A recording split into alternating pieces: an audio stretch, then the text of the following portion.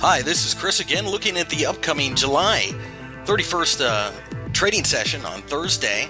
And you can see I have the economic calendar in front of you. Really, we start out the day pretty quietly in Australia. Not a whole lot going on. I mean, you have to keep in mind that we just had the RBA's decision, the minutes, etc. All of this will pale in comparison to that, so I would expect a fairly quiet beginning to the session.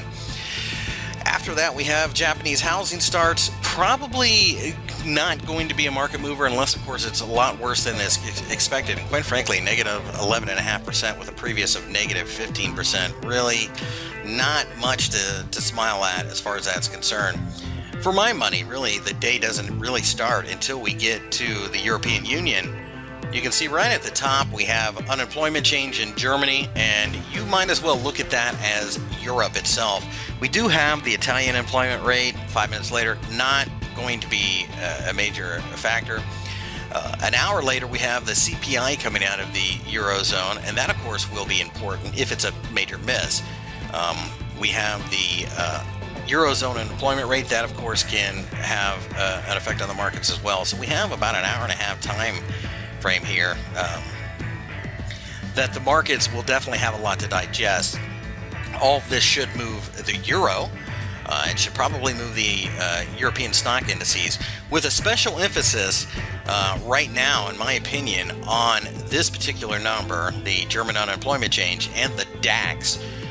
The CPI, of course, will have an effect on the DAX and the EU as well, and it will also affect like the CAC and the IBEX and some of the other indices, but the DAX is probably where we're going to see most of the action because a lot of this is German specific.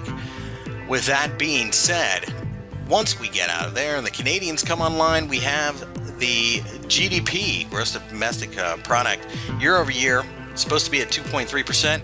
This will be a essentially Canadian dollar play, in my opinion. Maybe Toronto Stock Exchange if you have the ability to trade that.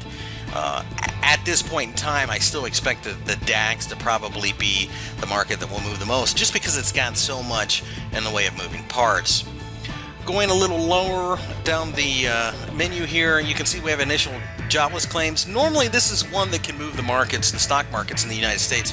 I don't think it's going to today, though, only because we have non-farm payroll the next day, and that's obviously going to be much more important. We do have natural gas inventory numbers, storage change, and that can be a mover of the natural gas market itself. The natural gas market has been absolutely pummeled. This could be an excuse for a bounce, but I still expect that market to be very bearish. I expect $4 to be almost unbreachable at this point in time.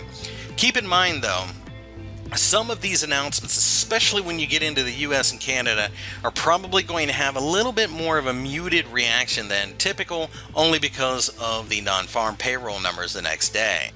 Looking at the charts, you can see that I have the dollar yen up in front of you, and it had an explosive day. Now, a lot of that has to do with the GDP numbers out of America coming out stronger than anticipated.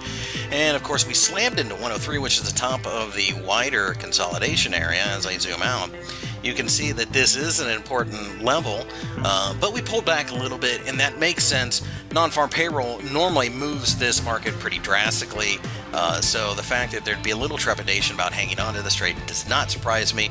I think the pullbacks will offer value, especially around 102.30. If we can get some type of support in this general vicinity, I would be long of this particular currency pair, buying calls above.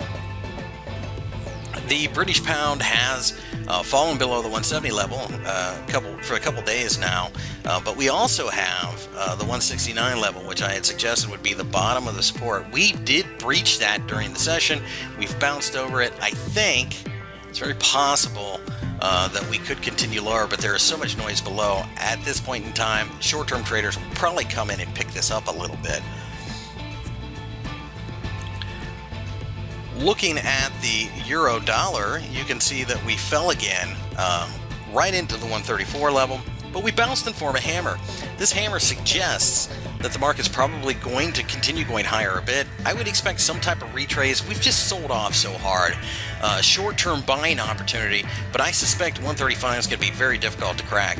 And don't kid yourselves, Friday being non-farm payroll numbers will of course have a massive effect on this market. So that being the case, I expect short-term bounce on a break at the top of the hammer. Short-term play at best, 134.50 would have me. That would be enough for me to say, okay, time to take profits, get out.